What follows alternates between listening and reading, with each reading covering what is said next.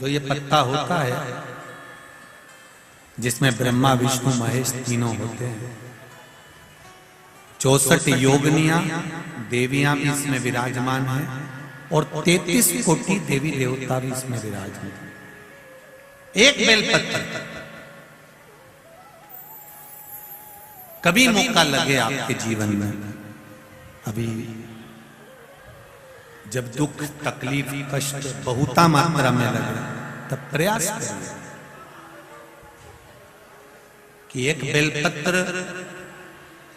बेलपत्र का पत्ता अपने हृदय का भाव लेकर जब शिव मंदिर में जाओ, शंकर भगवान को जब भी समर्पित करो, तो पहले अगर कोई बहुत विषम स्थिति में फंसे हुए हो, बहुत कष्टमय परिस्थितियों में फंसे हुए हो, और निकलने के लिए एक बेलपत्री का पत्ता अशोक सुंदरी वाली जगह पर चढ़ाकर, जल चढ़ाकर उसी को शिव जी पर चढ़ाया जाता है और शंकर भगवान पर वो जल समर्पित करा जाता है। जो कलश में जल है वो शिव।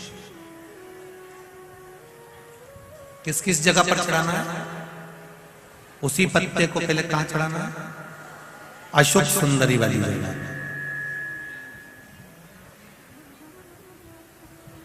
थोड़ा सा जल वहां चढ़ा दिया, पत्ते को उठाया, फिर शिवलिंग पे समर्पित कर दिया।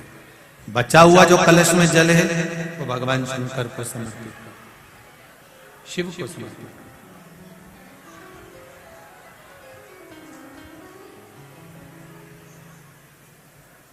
अभी रखो, कथा के विराम पर ले लो। दो जगह पर जल चढ़ाना, अगर कहीं विषम परिस्थिति में लगता है, ऐसा लगता है कि ये विषम परिस्थिति है, ये उसको साधना है और इस दलदल से बाहर निकलना है, तो उसके लिए पहले अशोक सुंदरी वाली जगह जल, फिर शिवलिंग पर बेलपत्र, वही चढ़ा हुआ बेलपत्र, ज्यादा नहीं।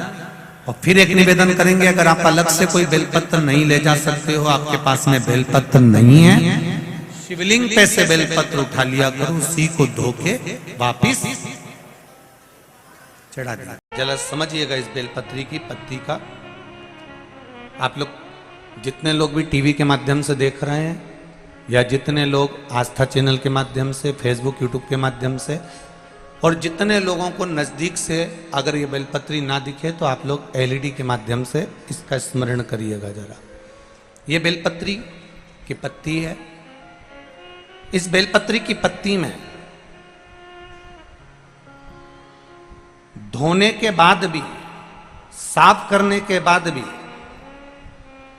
अगर बेलपत्री की पत्ती में कहीं चक्र रह जाता है, या बेलपत्री की पत्ती में नीचे गदा रह जाती है, डूठ रह जाता है, और वो डूठ वाली, वो चक्र वाली बेलपत्र यदि हम समर्पित करते हैं, तो उसका पुण्यता हमारे खाते में नहीं आता।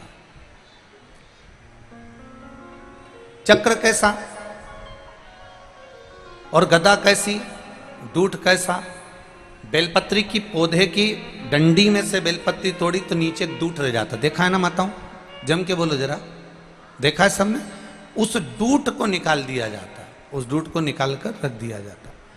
अब चक्र की स्थिति क्या रहती है कि बेलपत्री का जो पौधा होता है, उस पौधे में किसी किसी पत्ते में एक जैसे कागज रहता है, और कागज में एक चने का दाना रख दो, और चने का दाना रखकर कागज को दबा दो, तो उसमें फुंसी जैसा एक भाव उत्पन्न हो जाता है। कभी कभी आप लोगों ने देखा होगा, उसमें उभरा हुआ भाग उत्पन्न हो जाता है। जिस बेलपत्री के पत्ते में, जिस बेलपत्री के पत्ते में कहीं उभरा हुआ सा भाग अगर नजर आता है, जैसे दाने जैसा अगर नजर आता है, या बेलपत्री का पत्ता नीचे से एक बिंदु जैसा उचक कर सामने आ जाता है, तो वो चक्र माना जाता है। वो बेलपत्री शिव को समर्पित नहीं करी जाती।